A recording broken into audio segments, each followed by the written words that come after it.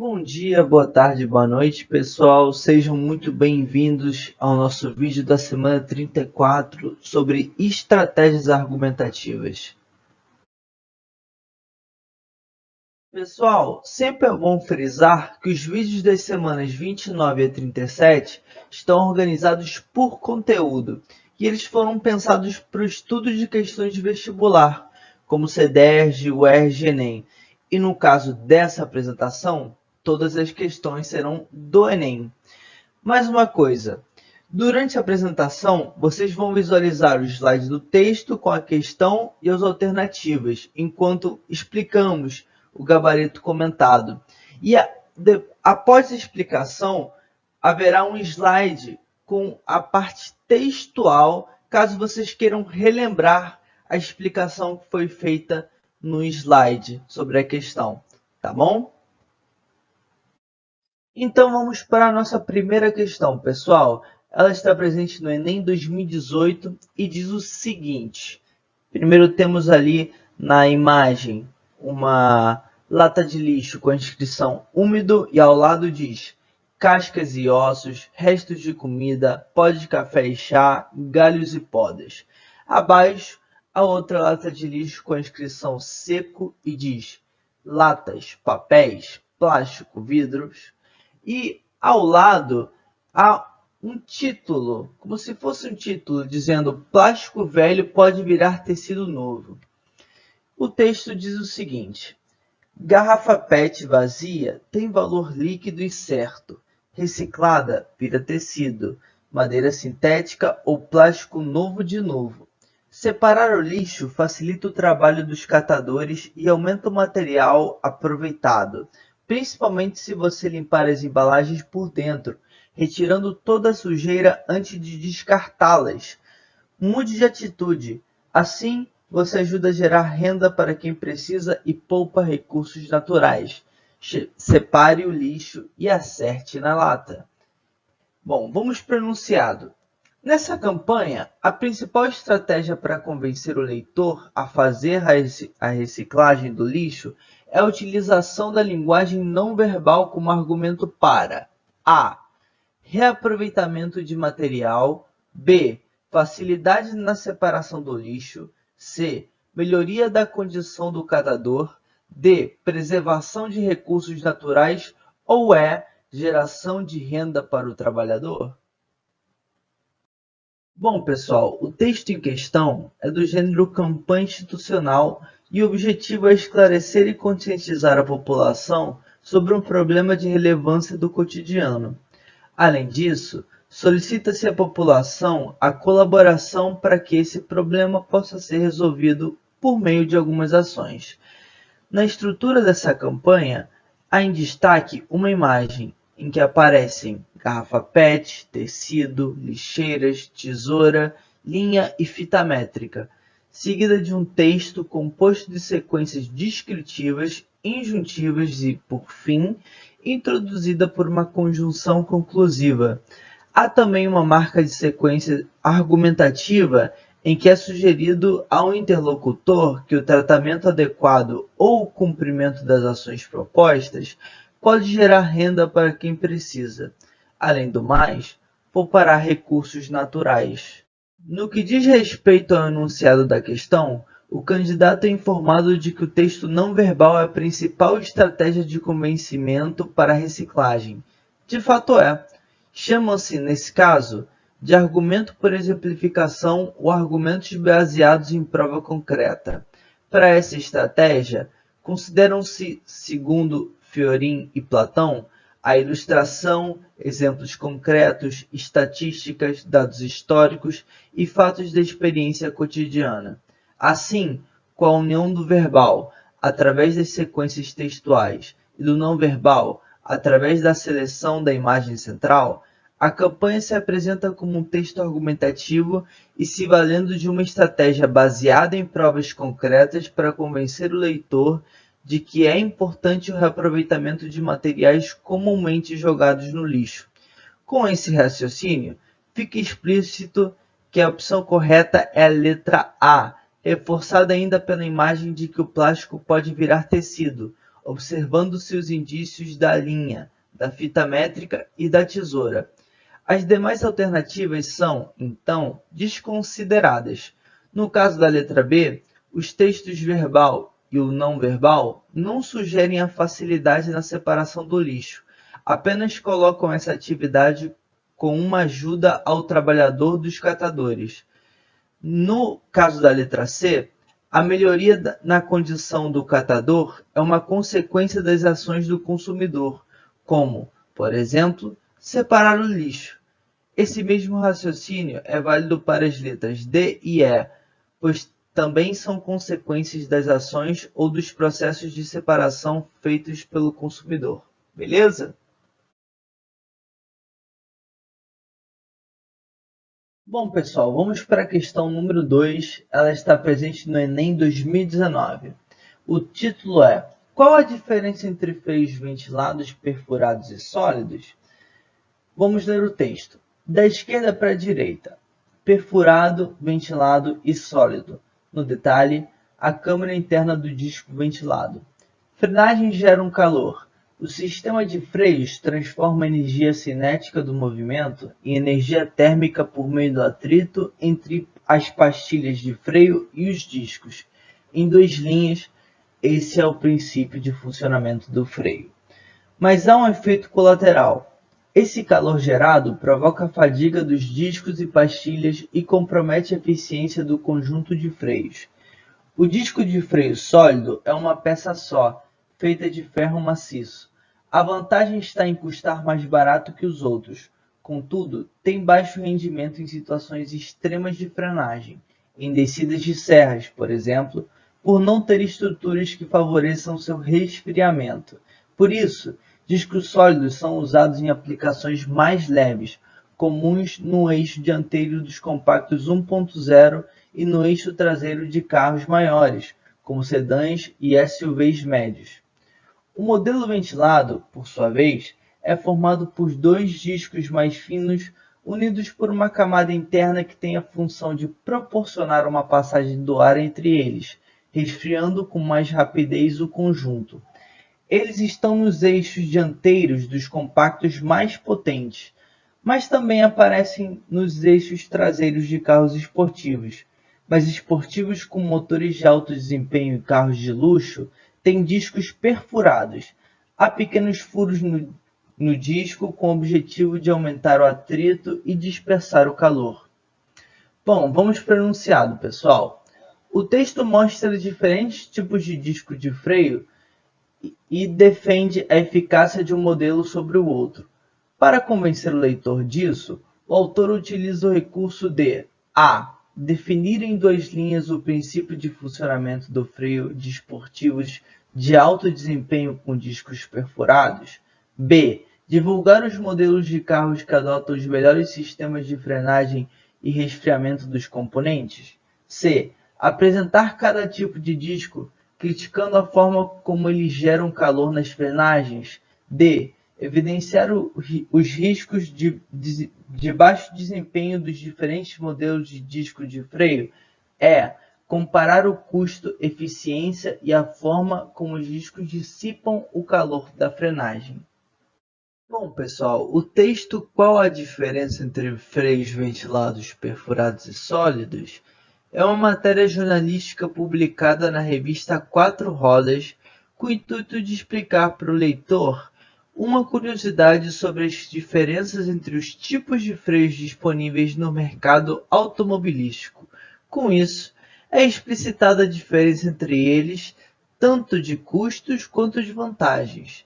Dado esse contexto, a argumentação se constrói justamente na defesa da eficácia de um modelo sobre o outro, conforme também reforça o enunciado da questão. Nesse enunciado, ainda é dito que, para defender essa tese da eficácia de um modelo sobre o outro, é utilizado um recurso, ou seja, uma estratégia argumentativa. No texto, ao aproximar ou confrontar cada tipo de freio, o autor faz uso da estratégia ou do recurso da comparação, fazendo uma relação explícita entre cada um deles, tendo em vista custo, eficiência e o atrito. Nesse sentido, A alternativa correta é a letra E. Podemos desconsiderar as demais opções. Na alternativa A, não há propriamente o uso de recurso da definição, mas uma relação de causa e consequência para explicar o princípio do funcionamento dos freios. Na opção B, o texto não se propõe a fazer uma divulgação explícita das marcas, mas exemplifica os modelos nos quais pode ser encontrado cada tipo de freio. Na letra C, não se pode dizer que o texto faz uma crítica direta à forma como os freios geram calor, mas que descreve as características materiais para que esse calor ocorra. Por último, no item D, as evidências do baixo desempenho, segundo o texto, estão relacionadas ao disco de freio sólido. Tá bom, galera?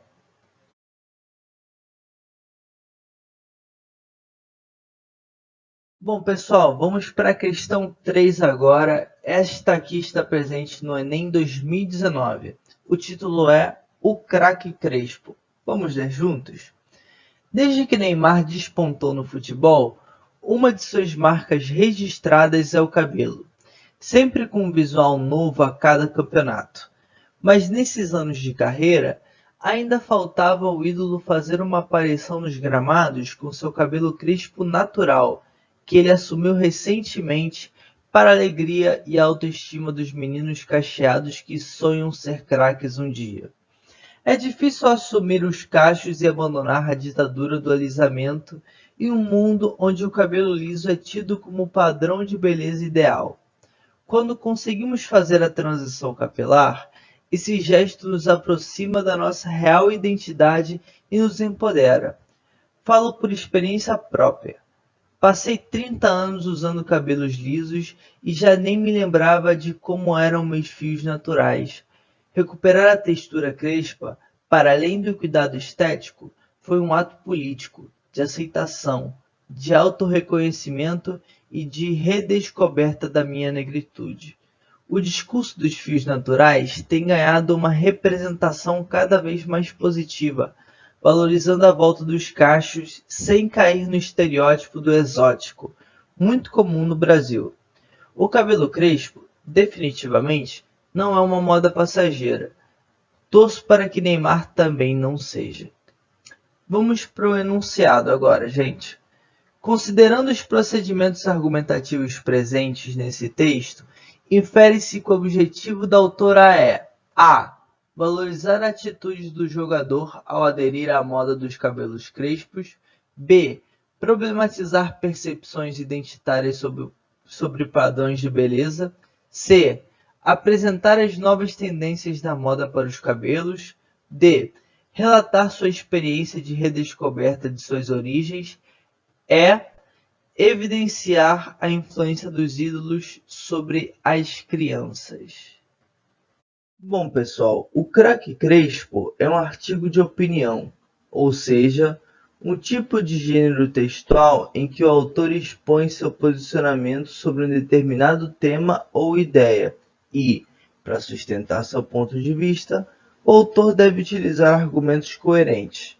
Dessa forma, no enunciado da questão, pede-se que, a partir dos procedimentos argumentativos no texto, seja assinalada qual das alternativas apresenta o objetivo utilizado pela autora ao produzir seu texto. Primeiro, destacamos alguns argumentos utilizados pela autora. É difícil assumir os cachos e abandonar a ditadura do alisamento em um mundo onde o cabelo liso é tido como padrão de beleza ideal. Além de recuperar a textura crespa, para além do cuidado estético, foi um ato político, de aceitação, de autorreconhecimento e de redescoberta da minha negritude. E também, o discurso dos fios naturais tem ganhado uma representação cada vez mais positiva, valorizando a volta dos cachos, sem cair no estereótipo do exótico, muito comum no Brasil. Após o levantamento desses dados, podemos assinalar a alternativa B, problematizar percepções identitárias sobre padrões de beleza, como a correta, pois a autora tem como objetivo questionar a ditadura do cabelo liso como ideal de beleza, além de mostrar que assumir os cabelos naturais crespos é mais que uma questão estética, é um ato político e de aceitação da identidade negra, que vem ganhando cada vez mais uma representação positiva na nossa sociedade, sem cair no estereótipo de cabelo exótico. As demais alternativas, apesar de estarem de acordo com a proposta do texto, não se configuram como objetivo da autora. As alternativas A e E estão incorretas, pois, apesar de a autora abordar de forma positiva a adesão de Neymar ao seu cabelo crespo natural e como isso pode ser positivo para as crianças cacheadas que o têm como ídolo, o texto não se limita a enaltecer sua escolha capilar ou evidenciar a influência de ídolos como ele sobre as crianças. Já a alternativa C está incorreta, pois o texto não apresenta as tendências de moda para os cabelos, apesar de afirmar que os cabelos crespos e naturais vêm ganhando uma representação cada vez mais positiva no Brasil.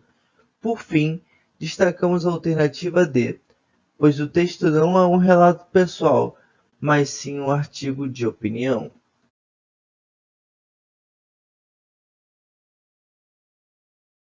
E agora, pessoal, vamos para a nossa última questão.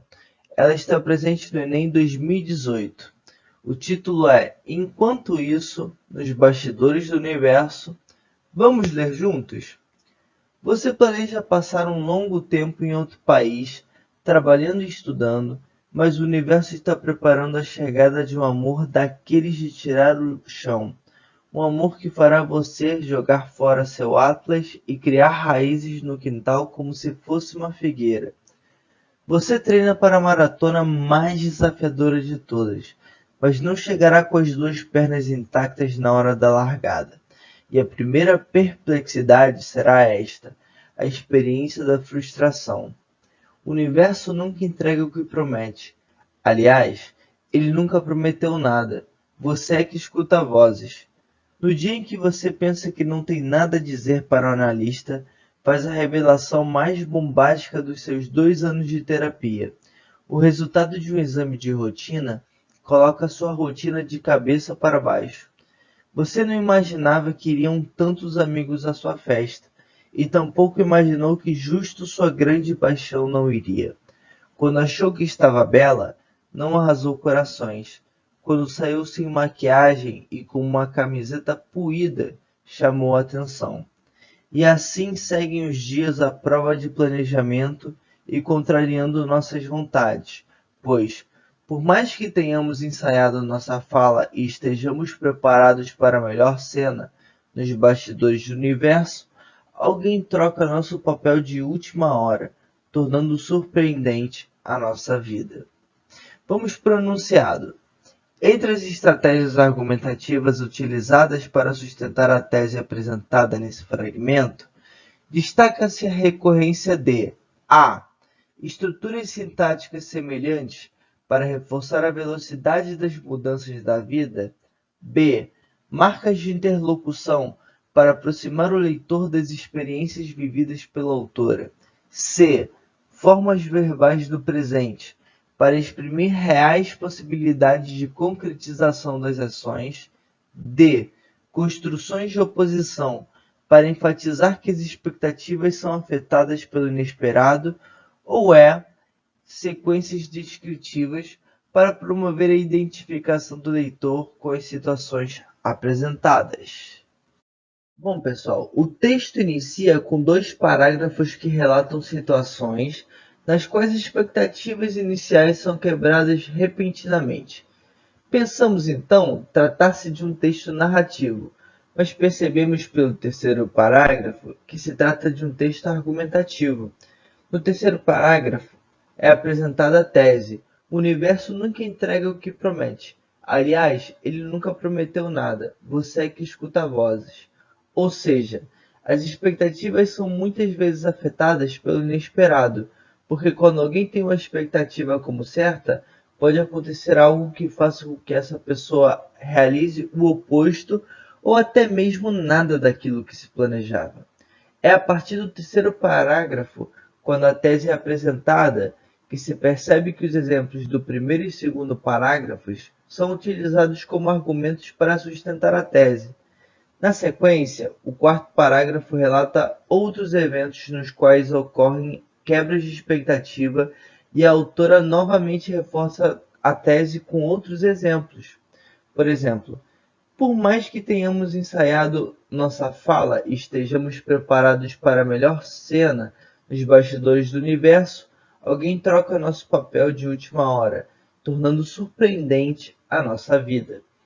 Então, no último parágrafo, entende-se finalmente que os exemplos que funcionam como estratégias argumentativas para a defesa da tese podem ser encontrados tanto no primeiro, segundo e quarto parágrafos, levando-se em consideração que provavelmente esse texto, pela sua estrutura, faz parte de um texto literário, crônica.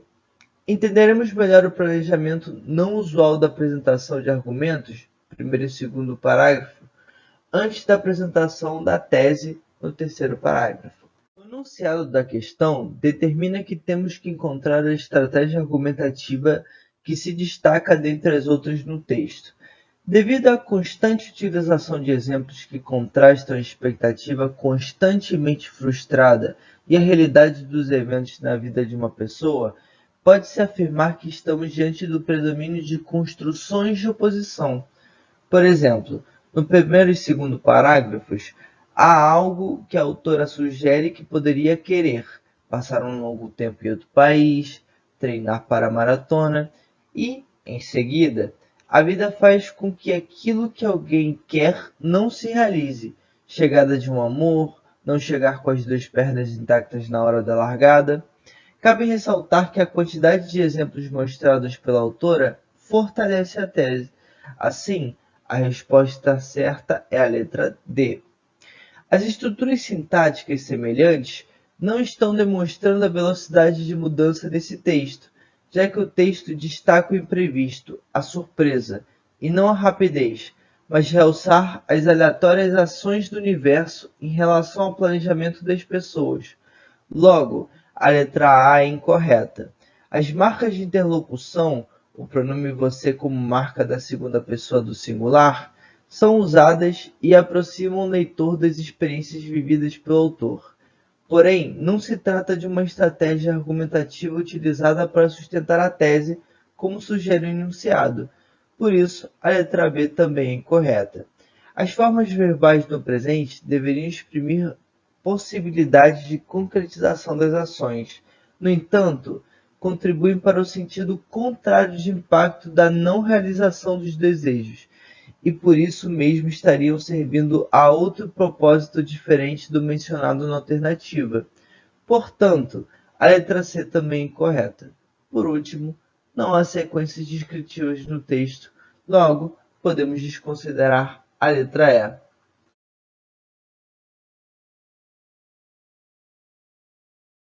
Então é isso, pessoal. Esperamos que todos estejam bem e até semana que vem. Tchau, tchau.